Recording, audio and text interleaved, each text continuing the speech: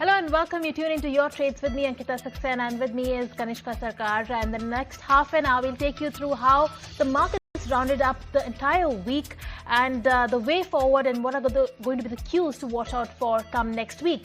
But first up, let's see how the market fared in this week. Now, well, today was a stellar day in the market. Of course, a big bonanza coming in from the RBI Governor Sanjay Malhotra on, as far as the rate cut is concerned, a 50 basis rate cut and a booster dose of a CRR cut of 100 basis points. That really cheered the market. In fact, Nifty 50 that was stuck in a range for the last few weeks broke above the 25,000 level. So we are comfortably above the 25,000. That's where we have ended the week with gains.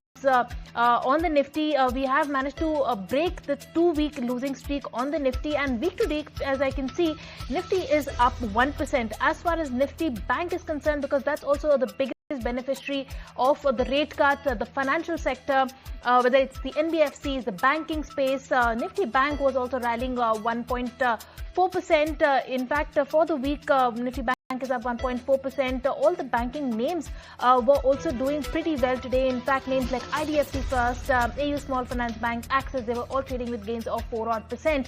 But besides that, let's take a look at how the market has fared on a weekly basis. Like I mentioned, Nifty finally snapped its 2-week losing streak. It was led by Eternal and Shriram Finance. These were the top buzzers for the week, especially Eternal, where we did see a note come out by CLSA that gave a bullish stance on Zomato. They have it is the top pick for CLSA, and they have maintained an overweight stance on Eternal. And the back of that stock was up in a way almost 10% in this week. Coming to the broader markets, then we had the midcap that advanced for the second straight week. Cochin Shipyard, Prestige Estate were leading from the front. The small caps also advanced for the 4th consecutive week. It was led by Brigade Enterprise and CDSL that were leading the gains. And on the sectoral front, we had Nifty Realty. That was a top sectoral gainer for the week, advancing for the 4th consecutive week. Brigade and Sobha were the lead gainers. And no doubt, because of this big boost coming in from the RBI Governor, rate-sensitive realty sector today was also the top sectoral gainer. So that's how largely the market has rounded up. But Kanishka, take us through the other important news flows that made the headlines in this week. That's right. In fact, not just RBI. In fact, globally also the Fed has signaled a pause on rate cuts. Now, while a breakthrough in trade diplomacy saw Trump and Xi agreeing to resume tariff talks, in terms of commodity, we had silver and platinum that have hit multi-year highs, riding on safe haven demand and supply constraints. Now, back home sources have also said the government is likely to greenlight new defense corridors that's adding to the momentum in defense-linked names. Meanwhile, SEBI's approval for the 12,500 crore rupees HDB Financials IPO, that has also added fresh excitement to the primary market. On the macro front, if you look at it, May auto dispatches have remained steady, reinforcing that demand resilience that we are seeing. So that's the top news for the week. But let's get on board Mayuresh Joshi, who's the head of equity, and Rajesh Palvia, who's the head technical and derivative research, joining us from Axis Securities, joining us now to give us a sense of how the markets could be faring. Hi, good afternoon to both of you. Thank you so much for joining us. Rajesh, let me come to you first. A big day for the market coming in. We have finally managed to break above that range that Nifty was stuck in. We have managed to touch the 25,000 levels. From here on, do you see now the bulls really take charge? Because we managed to surpass these levels. It's a wait and watch whether we sustain it. But what do you see on the technicals for the Nifty and Nifty Bank going ahead? Good afternoon. So we have witnessed a consolidation of almost for a 2 week in a range of 25,000 to 24,600. So it was the consolidation range for last 2 weeks.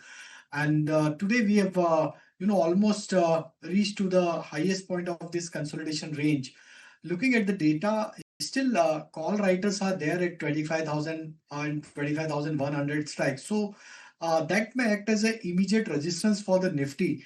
But looking at the broader market, the way the banking and financial have moved up, and other sector like real estate and other capital goods stocks have also participated in this rally. So I think the way broader market has recovered in last couple of week, I think it clearly indicates that, yes, there is a possibility that, we may break above 25,100, and once this breakout happens, I think we could see a short covering action in Nifty, and then rally can extend further towards 25,400 to 500 in the coming week. So view is bullish. Buy on dips would be the strategy. 24,850 should be your stop loss to buy and accumulate in this range. For Bank Nifty, it's a clear breakout. Bank Nifty is now at a new all-time high trajectory. The way short covering has triggered post RBI policy, I think we could see another rally to extend in the coming week.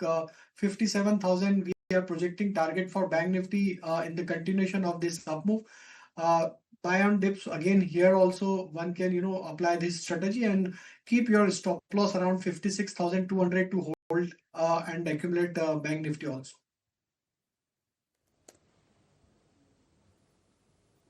Okay, thanks Rajesh for that view. This is Kanishka also joining in. So that 5,700 is that level that you're tracking for the Bank Nifty. But Mayuresh, now let me come to you and ask you, the market has reacted very positively to the rate cut that has been announced today. But do you see this rally sustaining going forward, driven by fundamentals, or is there a risk of profit booking going ahead? Very good afternoon. I think in the first place, I think it was not expected. The street was going with the 25 bips, but the 50 bips and 100 bips CRR cut. I think that is a surprise for the market. But the RBI again concluded this by saying that they've changed the policy stance to neutral, which basically means that they will look at data points. They will see how global yields are expected to move, how the global rate cycle shapes up. And therefore, I think a large part of this move is expected to ensure that the financial system does transmission. And therefore, there is heavy lifting that probably happens in terms of advances that are clearly lagging. Obviously, I think the basic fact that comes through with all this is if you have a combined effect of the 25 and the 50 basis so far with the CRR 100 bips cut as well, I think all these efforts might actually help prop up corporate earnings by almost 250 odd bips as a base case scenario. And again, I think the expectation largely in 26 with expectations of corporate earnings expected to pick up in the second half, and a base case scenario of 10 to 12% being built in terms of earnings growth. I think that lower end of the base, with all this policy measures that have probably happened, gets lifted by almost 200, 250 odd bips. So base case scenario in terms of corporate earnings that might actually grow might be in that range of 12.5 to 14.5% now, which is not accounted for by most analysts on the street. And this does translate into micros actually doing well. I think the sustainability in terms of India's outperformance might actually continue. A lot of economies in the world are struggling both on macros and micros, and India might just be doing better on both these fronts. So I think valuations might come down a tad bit if corporate earnings grow at a significant pace or a decent pace at what was expected. And therefore, the markets are now not looking that expensive with these assumptions taking place. So yeah, I think remain optimistic on the markets. Mayuresh, Rajesh, let me come to you next. The large caps have been stuck in a range. Of course, there were individual movers, but largely the large caps were in a range. It was the Smiths that were really giving an outperformance for now. Tell us on the charts, how do you see the broader end of the market, the small and the mid caps moving ahead? Because they have been clearly outperforming. Do you see further up move in that area?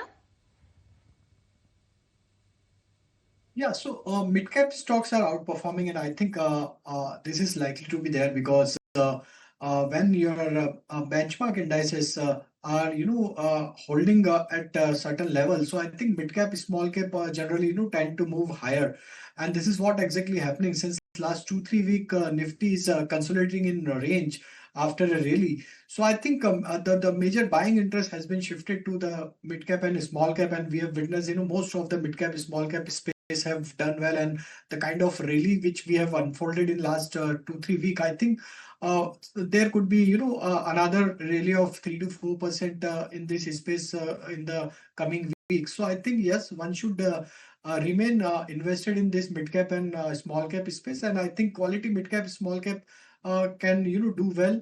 And the way breakout has happened on the near term, short term chart, that clearly shows that, yes, buying interest is there very much there in the mid cap, small cap space. And we could see good traction going forward also. So I think on an index level, 24,800 one needs to keep as a stop loss. And I think these levels, if these levels are intact for some more time, so we could see another 2 to 3% kind of up move in mid cap, small cap space. Okay. Thanks, Mayuresh, for that view. Rajesh, for that view. Sorry, my bad. Mayuresh, now coming to you. The RBI has, lowered its inflation forecast to 3.7% for FY26. But I want to understand, is there any change on how one must look at the consumer discretionary companies and those reliant on the stable raw material prices given this inflation forecast? Well, I think it's a huge positive, right? Because I think if you probably have a construct that input cost inflation is something that was hurting a lot of commodity-driven companies to a large extent. And therefore, I think with the expectations of input cost inflation actually going lower across baskets, whether it's food inflation or otherwise, or imported inflation to a certain extent as well, crude prices are significantly lower as we speak. That would drive margin expansion to a large extent. What would also drive is the inherent demand coming back based on two cyclical factors. One, obviously, with the tax cuts that have got announced, the expectations in terms of discretionary spending is expected to go significantly higher this fiscal. And better monsoons expected this time round will mean that rural consumption, which had been lagging and which has shown signs of coming back, might come back very, very strongly in terms of MSP increases, in terms of farm produce, farm gate prices being significantly higher, and initiatives that the government, both central and state, are taking in terms of food stroke cash crops as well. And therefore, I think a large part of the consumption basket, and I would include all three aspects of this, including consumption discretionary, including consumer staples, and consumer durable as well. Urban consumption should start coming back steadily as we speak. Rural should see a significant amount of comeback as well as we head into the second half. And therefore, I think inflationary trajectory does play a huge part in terms of consumption trend. And the key drivers that might actually have a multiplier effect, as most banks are probably putting forth in terms of advances growth, in terms of better demand coming through, and in terms of better savings happening across households. I think a lot more can be expected in terms of volume-led pricing growth coming back, creating operating leverage in all three segments of consumer discretionary staples as well as durables. Mayuresh, let me come to you now. Given the rate cut, of course, the biggest beneficiaries of that are the banks, the NBFCs, and the rate-sensitive real estate sector. But besides that, what are the pockets of value that you see in the market? What are the sectors that you see, leading from the front now that the rate cut is out and it's a big upside surprise that we have got? So by virtue of that, we do have certain micros that are auguring very well for Indian markets, whether it is the cooling off of inflation, the rate cut, or the food prices also easing off. A lot of tailwinds there. What are the sectors that you see moving ahead in the next leg of the rally? Banks have done exceptionally well, and my own sense is that this provides additional ammunition in terms of earnings stability and earnings growth that this sector can probably exhibit. And therefore, I think banks, select leadership, NBFCs, in our opinion, can continue doing well. And let's not forget PSU banks as well, where there is an additional cushion and comfort in terms of risk reward as far as valuations are concerned as well. And therefore, I think this pocket of the market has to do the heavy lifting as far as the growth dynamics are concerned for the economy as a whole. And they would continue doing that. Obviously, being selective is the mantra here, because we don't want to probably get into any particular or specific stocks which have lower capital adequacies or where credit underwriting is not up to the mark. So I think select leadership stocks within this space should continue doing well. The second aspect that I just mentioned was consumers and consumer discretionary stroke, staple stock, durable selectively should start making a comeback as we head into Q2.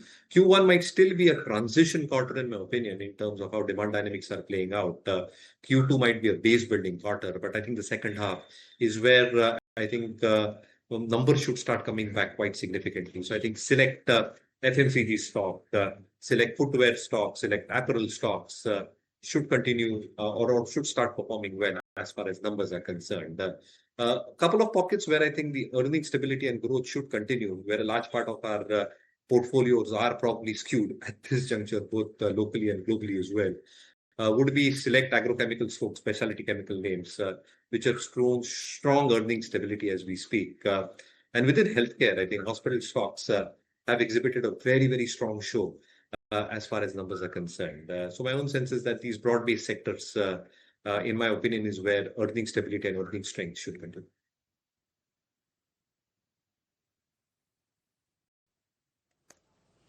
All right, then Rajesh, now coming to you, since we were talking about sectors, I want to understand your view on the realty sector. Now, realty index, even hit a 5-month high, intraday high this week. And, the RBI move today has only taken it higher. So what are the next levels that we should be watching out for this one? Definitely. So very strong move, especially in Nifty Realty today. Almost 4.5% gain for Nifty Realty Index during the day. And the way the most of the real estate stocks have moved up in last couple of weeks, I think the kind of breakout which we are witnessing, the stock like DLF, Oberoi Realty, Prestige State, Lodha, all stocks have managed to give breakout on their short to medium term charts. And the way Nifty Realty is holding, I think we may see the continuity of uptrend. So we like stock from this space, like DLF is looking very attractive. We are projecting target towards 930, 940 for trading point of view with stop loss of 845. Another stock that we like is Prestige State, a very strong momentum in last couple of days. I think here also we could see a target towards 1760 to 1780 with stop loss of 1660. So I think this sector is likely to perform well, and I think we may see furthermore continuity of uptrend in a real estate space. All right, so that's the view coming in as far as the real estate space is concerned. But Mayurish, let me come to you and ask you about the consumption basket. Now, consumption basket has been an underperformer. Now with the inflation cooling off, especially if the food prices, and now with the rate cuts and therefore more money in the hands of the people for for spending, for more money for discretionary spends, how do you see the consumption basket moving? And within the consumption basket, what are the pockets, whether it's the staples, the discretionaries, and within discretionaries, what would you be betting on? As I said, I think all three pockets selectively might do well because both urban and rural was lagging, and both these pockets are expected to make a strong comeback as we head into the second half. So within FMCG, Marico is something that we continue holding both in our local as well as global portfolios. Our sense is that the kind of numbers that Marico has exhibited so far, volume should be steady state going forward. Pricing should start coming back, and where a large part of the FMCG basket was getting affected was the inability to pass through prices. Input cost inflation was higher. They had to resort to different measures in terms of reducing grammage or introducing different SKUs, but a complete pass-through was not happening. I think that might largely be behind in the next few quarters as demand comes back, and demand-led pricing probably ensures operating leverage onto the balance sheets. At this juncture, Marico probably remains our top pick. I mentioned footwear players. And again, I think if you look at the bottom-up approach, that probably happens. These are one stocks when consumption starts coming out of the slump. FMCG selectively, footwear and apparel makers are the first three pockets that show significant signs of strength and improvement. And therefore, I think a stock like a Campus Activewear as an example, Bata is largely underperformed. Input cost inflation going down, expectations of demand coming back, expectations of margins inching higher will create those EPS numbers that we're probably looking at, which might be significantly better over the next 2 years. So I think stocks like Campus, Bata is something that we're keeping on our radar. The third is obviously apparel makers, and apparel makers which are priced at less than 1,000 odd rupees, which are present in tier 1, tier 2 cities, tier 3 cities as well. I think that is where the core growth will come from as growth returns quite significantly, specifically in rural and semi-urban or semi-urban areas. And therefore, a stock like a V-Mart retail as an example, or Vishal Mega Mart is an example, where the pricing is appropriate, where the expectations in terms of same sales store growth should actually improve quite significantly and exponentially over the next few quarters based on these assumptions that we probably carry, might actually reflect in better numbers and earnings visibility over the next few quarters. So these three pockets will continue doing well. Consumer durables have done well, and as urban starts coming back, your select leadership stocks, whether they are AC makers, whether they are select consumer durables who are doing kitchen appliances, as an example, might actually start coming back as well.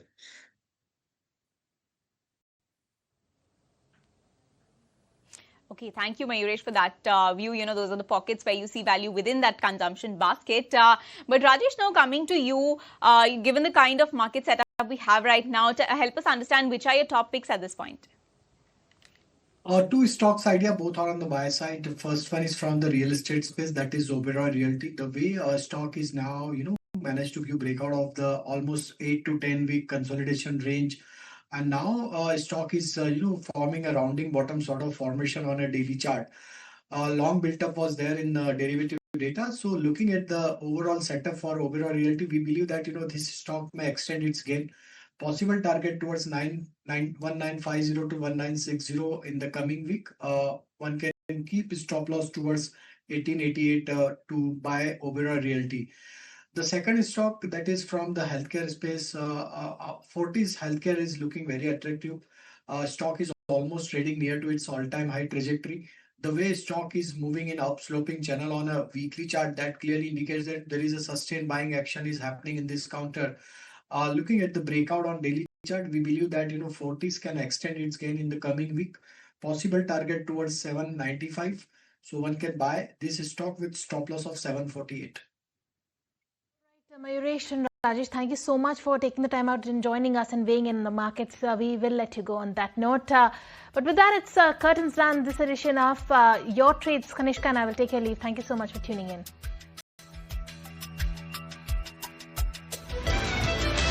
पैसा लगाना है तो century prime club prime पे लगाओ।